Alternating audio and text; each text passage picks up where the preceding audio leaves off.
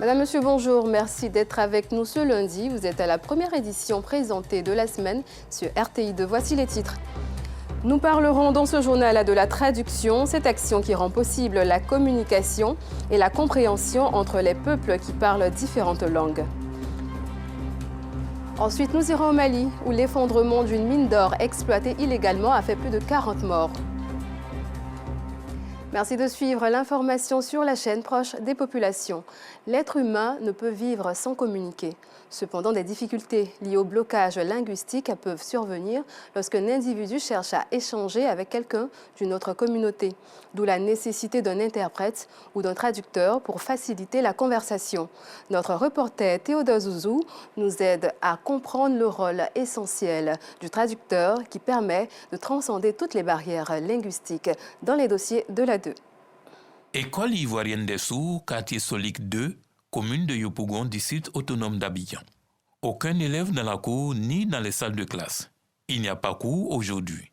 Yapi, enseignant traducteur, est venu faire un tour en compagnie de sa fille Danielle.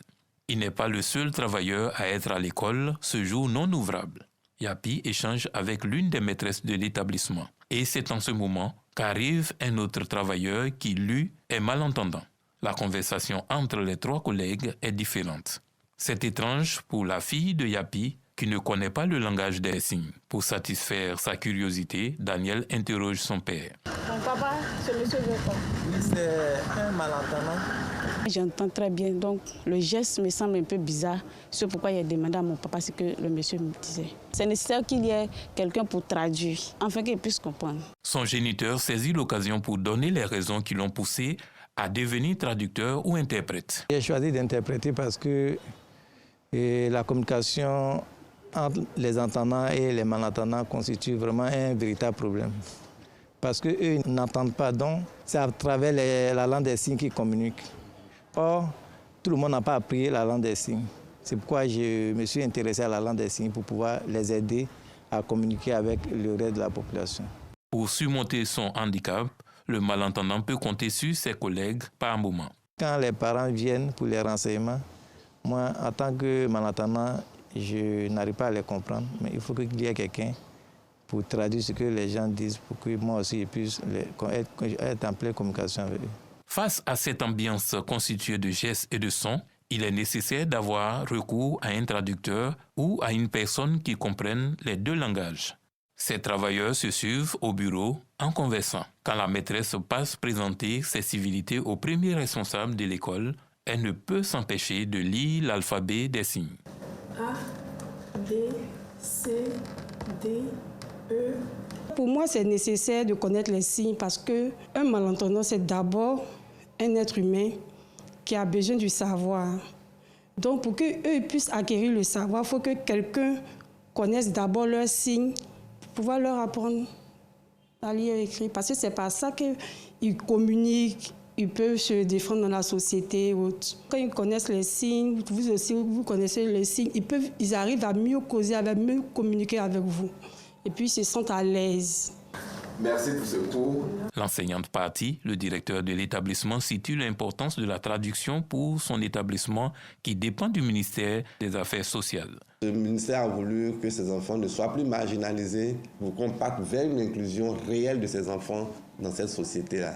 Comment peut-on parler de leur inclusion, de leur socialisation, si aucune forme de communication ne peut s'instaurer entre ces personnes en situation de handicap et les personnes dites, disons, normales. Et donc, c'est pour briser cette barrière de la langue que pour nous, il est opportun, voire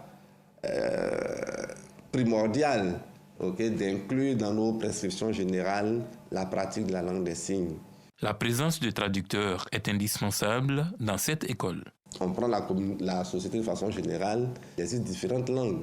Et donc, pour un individu qui va quitter un point X pour un point Y, là où sa langue n'est pas pratiquée, il a nécessairement besoin d'une personne intermédiaire pour se faire comprendre. Et donc, c'est pareil pour la langue des signes. Tout le monde ne pratique pas la langue des signes. Et donc, pour des besoins de communication, souvent, on a besoin d'interprètes. C'est avec l'aide des traducteurs et interprètes que les colons ont pu échanger avec les Africains. Ce sont eux qui sont venus avec l'Évangile en Côte d'Ivoire et dans les autres pays colonisés de l'époque. Aujourd'hui, la Bible est pratiquement traduite en plusieurs langues locales. Dans certaines églises, la parole prêchée est traduite dans différentes langues locales. Au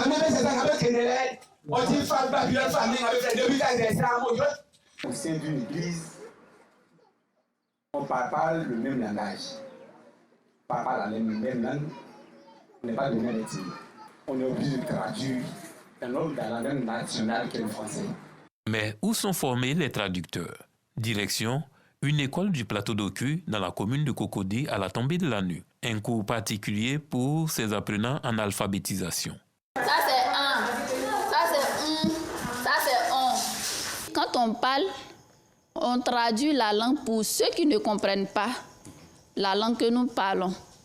Si c'est le baoulé que nous enseignons, nous traduisons ça pour ceux qui ne comprennent pas le baoulé, que ce soit le malinké ou le sénoufo. Cet élève du niveau 3 arrive à lire, écrire et comprendre les langues enseignées. Moi, je suis Maoka. Bété, baoulé, dida et gagou. En parlant langue, quand je vais dans les villages, ça me permet de communiquer avec eux, les langues. Effectivement, la main qu'elle traduit, ça me permet de suivre les cours. Pour l'enseignante, c'est par amour qu'elle dispense les cours en langue locale. En langue, j'arrive à enseigner parce que je connais l'alphabet, je connais les phonétiques. Et puis encore, j'ai l'amour de l'enseignement. Tout cela me permet de transmettre cela aux autres. Aka, kasika. En baoulé, on dit kala, c'est compter de l'argent. Cette manière de pouvoir transcrire sur un papier l'oralité, même lire en d'autres langues du pays, séduit les apprenants. Quant au fondateur de l'établissement, il nous donne les raisons de la nécessité d'associer ces cours en langue locale à l'alphabétisation institutionnelle. La langue maternelle peut faciliter l'apprentissage à un individu parce qu'en chaque individu, il y a un schéma linguistique qui, lui, est propre dès sa naissance. Et donc, lorsque vous utilisez sa langue maternelle, eh bien, il est comme le poisson dans l'eau. L'apprentissage, lui, est aisé. La langue maternelle, selon les chercheurs, les études, est un atout pour l'apprentissage de façon générale et en particulier les langues étrangères. Pour lui, la traduction s'avère plus que nécessaire en matière de communication entre différents peuples. En Afrique, de façon générale, l'enseignement est donné dans les langues étrangères.